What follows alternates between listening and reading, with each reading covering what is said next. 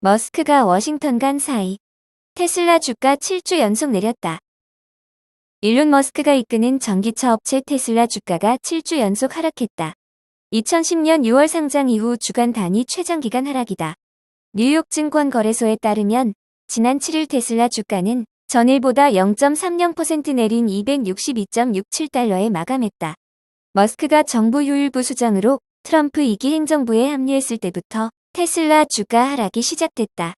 이번 하락은 지난해 미 대선일 251.44달러 이후 가장 낮은 수준이다. 역대 최고점이었던 지난해 12월 17일 479.86달러보다는 44% 하락했다. 시가총액도 8,448억 8천만 달러로 쪼그라들며 1조 달러 아래로 내려왔다. 고점 대비 6,908억 4천만 달러가 증발했다. 주가는 이번 주에만 10% 넘게 하락하는 등 7주 연속 내림세다. 2010년 6월 상장 이후 주간 단위 최장기간 하락이다. 공교롭게도 최장기간 하락의 시작은 도널드 트럼프 대통령이 취임했던 지난 1월 20일부터다. 최고 경영자 머스크가 트럼프 2기 정부 효율부 수장으로 워싱턴에 간 이후부터다. 월스트리트에서는 차량 판매 부진 등을 이유로 잇따라 테슬라의 목표 주가를 내리고 있다. 뱅크 오브 아메리카는 테슬라의 신규 차량 판매 감소와 머스크가 발표했던 저가 모델에 대한 최근 업데이트 부족 등을 이유로 목표 주가를 490달러에서 380달러로 내렸다. 골드만삭스도 유럽, 중국, 미국 일부 시장에서 테슬라의 판매 감소를 지적하며 목표 주가를 345달러에서 320달러로 하향 조정했다. 그러나 월스트리트는 단순히 판매와 생산 수치와 같은 기본적인 지표에만 우려하는 게 아니다. 투자자들은 머스크의 정치적 입장과 백악관에서의 활동이 테슬라에 얼마나 큰 영향을 미칠지, 그리고 그것이 얼마나 오래 지속될지를 평가하려 한다고 미 경제 매체 CNBC 방송은 전했다. 베어드의 분석가들은 머스크의 트럼프 행정부와의 연관이 수요 예측에 불확실성을 더한다고 적었다. 시장에서는 머스크의 정치 활동이 미국과 유럽 소비자들에게 반감을 일으키면서 테슬라 영업에 타격을 줄 것을 우려하고 있다. 실제 미국과 유럽에서 머스크와 테슬라에 대한 반감이 커지고 있으며 테슬라 시설에서 화재와 기물 파손 등의 범죄 행위가 발생하고 있다. 이에 테슬라의 가장 긍정적이었던 분석가들조차 머스크의 정치적 입장이 테슬라와 그 제품에 대한 고객과 투자자들의 선호에 미치는 영향을 우려하고 있다. 테슬라를 오랫동안 지원해온 미 전기차 전문 매체 클린테크니카는 최근 테슬라 소유자들이 차량을 팔아야 하는지, 테슬라 이사회가 머스크를 CEO로서 해고해야 하는지에 대한 칼럼을 게재하기도 했다. 테슬라 강세론자로 유명한 웨드부시 증권에 댄 아이브스도 테슬라 강세론자들이 머스크의 도지와 트럼프 행정부에 대한 세계적인 부정적 감정 앞에서 벽에 몰린 상황에 부닥쳐 있다며 테슬라 강세론자들에게 중요한 시험의 순간이라고 말했다. 애플, 개인 맞춤형 AI 음성 비서실이 출시 연기. 아이폰 제조업체 애플이 인공지능을 탑재한 음성 비서시리의 핵심 기능 일부 출시를 연기했다.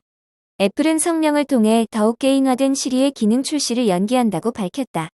애플은 개인적인 맥락을 더 잘 인식하고 앱을 드나들며 이용자를 대신해 작업을 수행할 수 있는 더욱 개인화된 시리를 개발해왔다며 이런 기능을 제공하는데 시간이 더 오래 걸릴 것이라고 전했다.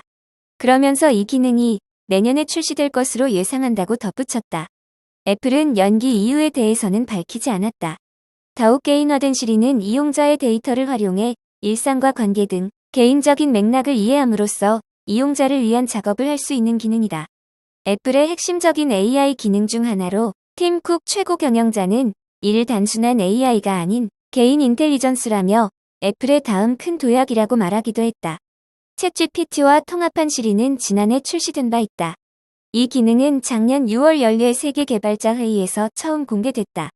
당시 애플은 업그레이드한 시리의 정확한 출시 날짜를 밝히지는 않았다.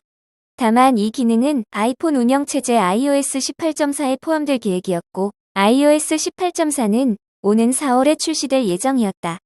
연기 이유는 알려지지 않았지만 블룸버그 통신은 최근 애플의 AI팀이 리더십과 엔지니어링 문제 등 광범위한 어려움에 직면해 있다고 보도한 바 있다. 마이크로소프트, 오픈 AI 의존도 줄이나 추론 모델 개발 중. 마이크로소프트가 오픈 AI 의존도를 낮추기 위해 자체 인공지능 추론 모델을 개발 중인 것으로 전해졌다. 디인포메이션은 마이크로소프트가 AI 추론 모델 마이 시리즈를 개발해 자사 솔루션에 탑재하기 위한 테스트를 검토 중이라고 내부 소식통을 인용해 보도했다.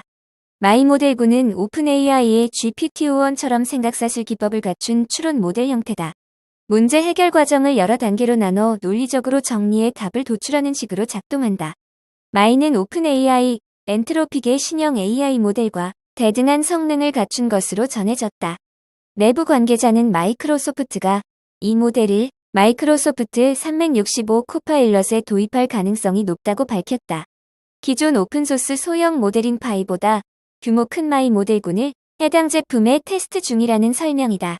오픈 AI 모델 외에도 xAI, 메타, 딥시크 AI 모델을 자사 솔루션에 탑재하려는 검토도 진행 중이다.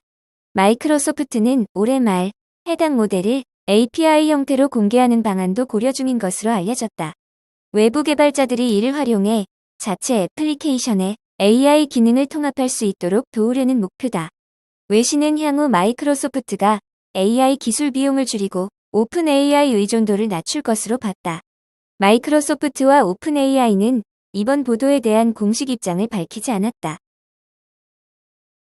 딥시크 쇼크 이후 달라진 대우.